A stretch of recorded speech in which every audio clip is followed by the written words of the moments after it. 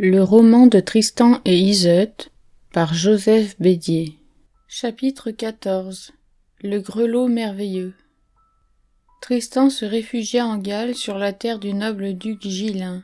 Le duc était jeune, puissant, débonnaire, il l'accueillit comme un hôte bienvenu. Pour lui faire honneur et joie, il n'épargna nulle peine.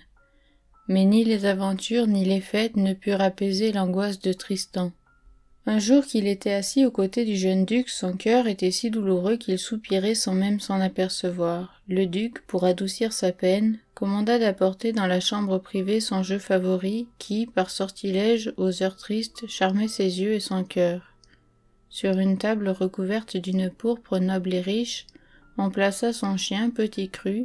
C'était un chien enchanté, il venait au duc de l'île d'Avalon. Une fée le lui avait envoyé comme présent d'amour. Nul ne saurait par des paroles assez habiles décrire sa nature et sa beauté. Son poil était coloré de nuances si merveilleusement disposées que l'on ne savait nommer la couleur.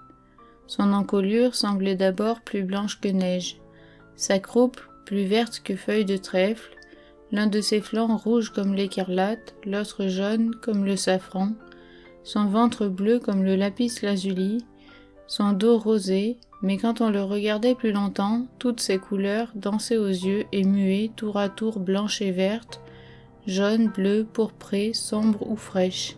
Il portait au cou, suspendu à une chaînette d'or, un grelot au tintement si gai, si clair, si doux, qu'à l'ouïr le cœur de Tristan s'attendrit, s'apaisa, et que sa peine se fondit.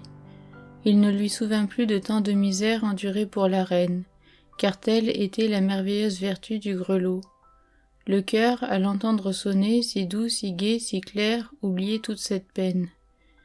Et tandis que Tristan, ému par le sortilège, caressait la petite bête enchantée, qui lui prenait tout son chagrin, et dont la robe au toucher de sa main semblait plus douce qu'une étoffe de samit, il songeait que ce serait là un beau présent pour Iseut.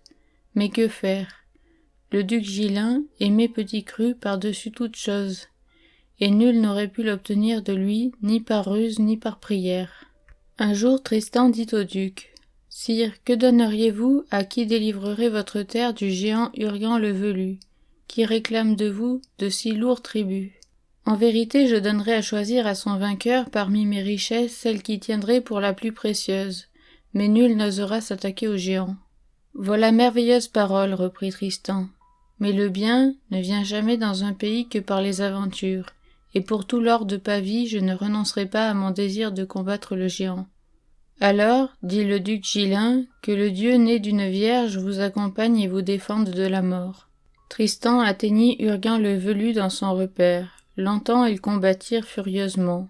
Enfin la prouesse triompha de la force, l'épée agile de la lourde massue, et Tristan, ayant tranché le poing droit du géant, le rapporta au duc.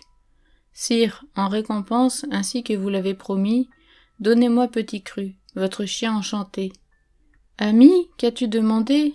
Laisse-le-moi, et prends plutôt ma sœur et la moitié de ma terre. »« Sire, votre sœur est belle est votre terre, mais c'est pour gagner votre chien fée que j'ai attaqué Urgan le Velu.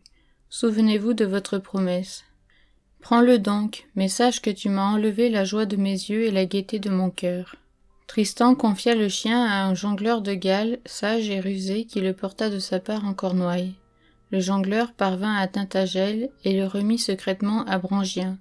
La reine s'en réjouit grandement, donna en récompense 10 marcs d'or au jongleur, et dit au roi que la reine d'Irlande, sa mère, envoyait ce cher présent. Elle fit ouvrer pour chien, par un orfèvre, une niche précieusement incrustée d'or et de pierreries, et partout où elle allait le portait avec elle en souvenir de son ami. Et chaque fois qu'elle le regardait, tristesse, angoisse, regret s'effaçaient de son cœur. Elle ne comprit pas d'abord la merveille. Si elle trouvait une telle douceur à le contempler, c'était, pensait-elle, parce qu'il lui venait de Tristan. C'était sans doute la pensée de son ami qui endormait ainsi sa peine. Mais un jour elle connut que c'était un sortilège, et que seul le tintement du grelot charmait son cœur. « Ah, pensa-t-elle, convient-il que je connaisse le réconfort tandis que Tristan est malheureux? Il aurait pu garder ce chien hanté et oublier ainsi toute douleur. Par belle courtoisie, il a mieux aimé me l'envoyer, donner sa joie et reprendre sa misère. Mais il ne sied pas qu'il en soit ainsi. Tristan, je veux souffrir aussi longtemps que tu souffriras.